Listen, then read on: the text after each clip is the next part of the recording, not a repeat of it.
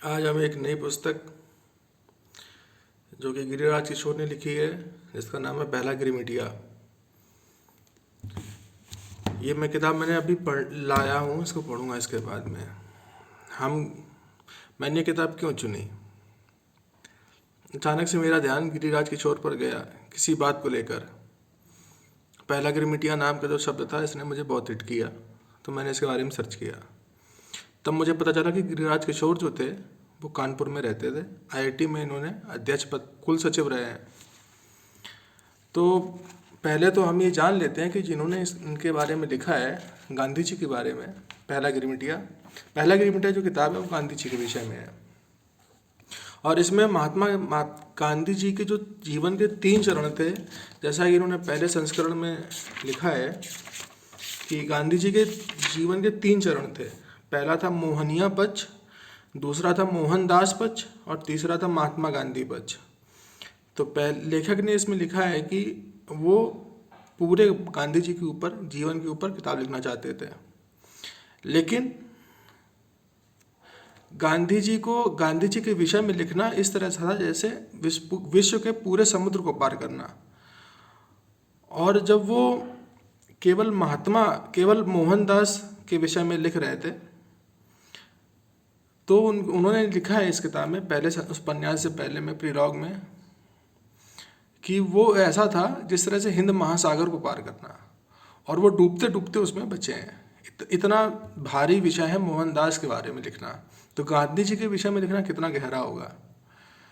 दूसरा ये कि जो लेखक हैं उन्होंने ये सारा जो है वो जो लिखा है वो सारा ढूंढ के पूरा मॉरिशस और अफ्रीका, प्रिटोरिया और फीनिक्स फार्म एसेट्रा वगैरह जगह जाके, डरबन, इन सब जगह जाके लिखा है, देखा है।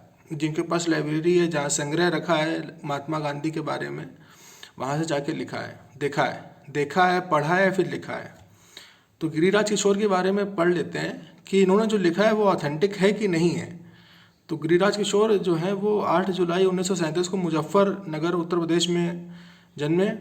सहायक नियोजन अधिकारी, कानपुर विश्वविद्यालय में उप कुल सचिव, आईआईटी कानपुर में कुल सचिव, और अंत में रचनात्मक लेखन केंद्र आईआईटी कानपुर के अध्यक्ष पद से 1997 में सेवानिवृत्ति। साहित्य अकादमी पुरस्कार मिला था, उत्तर प्रदेश हिंदी संस्थान द्वारा साहित्य भूषण, कैम्ब्रिज इंग्लैंड द्वारा international order of merit gold medal, Uttar Pradesh Hindi Sammelan, Madhya प्रदेश साहित्य परिषद आदि से सम्मानित। तो इनको मतलब इनका काफ़ी क्रेडेंशियल है, इनको काफ़ी अवार्ड मिले हैं, और ये काफ़ी ठीक ठाक अधिकारी रहे हैं। तो इन्होंने काफ़ी रिसर्च करके लिखा है गांधी जी के बारे में, तो ऑथेंटिक लिखा होगा, इस तरह हम मान सकते हैं। गांधी जी के विषय में क्यों पढ़ना आवश्यक है, किताब पढ़नी क्यों आवश्यक है, ये वीडियो मैं क्यों बना रहा हूँ, और ये वीडियो मैं क्यों बना रहा हूँ, और दूसरा ये कि गिरिराज किशोर के बारे में मैंने क्यों बताया। ये दोनों चीज़ों का आंसर ये है कि हम अपने गांधी को अपने देश में भूल चुके हैं। हम अपने फादर ऑफ नेशन को भूल चुके हैं। हम इस बात पर गर्व करते हैं, पूरे दुनिया में ये कहते हैं कि गांधी हमारे देश के थे, लेकिन हम ये भूल चुके हैं कि गांधी कौन थे, उनके मूल्य क्या थे, उनके नैतिक मूल्य क्या थे। तो हमें गांधी को अपने हिसाब से पढ़ने की ज़रूरत है, उनके नैतिक मूल्यों को समझने की ज़रूरत है, वो ऐसा क्यों मानते थे। और गांधी जी के बारे में काफ़ी भ्रामक तथ्य फैलाए जा रहे हैं देश में। उनको समझने के लिए, उनको कटाक्ष करने के लिए गांधी जी के विषय में पढ़ना बहुत आवश्यक है। गांधी जी के बचाव अगर हम करना चाहते हैं, गांधी जी को फादर ऑफ नेशन क्यों कहते हैं, और बड़े बड़े लोग जब गांधी जी का नाम बड़े बड़े देश वाले लेते हैं, दूर विकसित देश वाले लोग लेते हैं, गांधी जी का नाम सम्मान से लेते हैं, तो क्यों लेते हैं, क्या कारण है। गांधी जी उसी तरह से हैं जैसे भारत की एक पहचान से गांधी जी से जुड़ी है। हम लोग उसी देश से जहाँ गांधी जी थे, इस तरह से कहा जाता है बाहर। खैर, दूसरा विषय, ये तो काफ़ी भावुक था मेरे लिए कि गांधी जी के विषय में पढ़ूंगा, और आगे हो सकता है वीडियो बनाऊं। तो इसकी किताब का नाम पहला गिरिमिटिया क्यों पड़ा, ये मुझसे जब मैं लाइब्रेरी में लेने गया था किताब के बारे में, किताब को देख के मैं बहुत उत्सुक था। कम से कम 2 महीने से हम किताब मैं लाने की सोच रहा था, लेकिन मुझे मिली नहीं, अब मुझे आके मिली है। तो इस किताब के बारे में जब मुझसे लाइब्रेरी में पूछा किसी ने कि पहला गिरमिटिया क्यों कहा गया, क्या गांधी, पहले उन्होंने पूछा गिरमिटिया क्या होता है, तो मैंने कहा जो बंधुआ मजदूर ले आ जाते थे भारत से, उनको गिरमिटिया कहा गया। खैर गिरमिटिया जो होते हैं वो कॉन्ट्रैक्ट पे ले जाए जाते हैं, लेकिन गांधी जी क्या पहले गिरमिटिया थे? जरूरी नहीं है, कैसे हो सकते हैं पहले गिरमिटिया? उसके पहले भी देश से लोग जाते रहे बंधुआ मजदूरी करने, तो पहले गिरमिटिया नहीं हो सकते। तो उनको पहला गिरमिटिया क्यों कहा गया, इस किताब का नाम पहला गिरमिटिया क्यों रखा गया? इसका आंसर ये है कि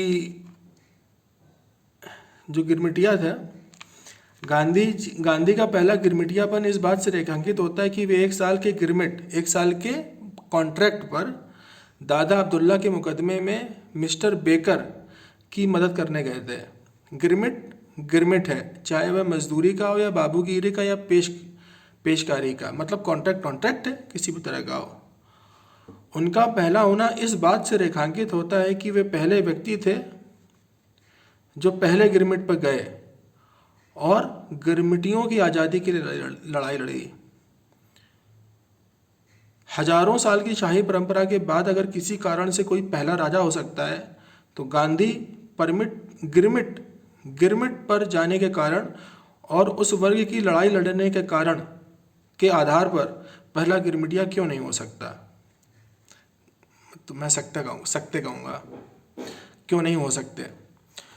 तो पढ़ता हूँ मैं किताब, आगे अपडेट करूँगा।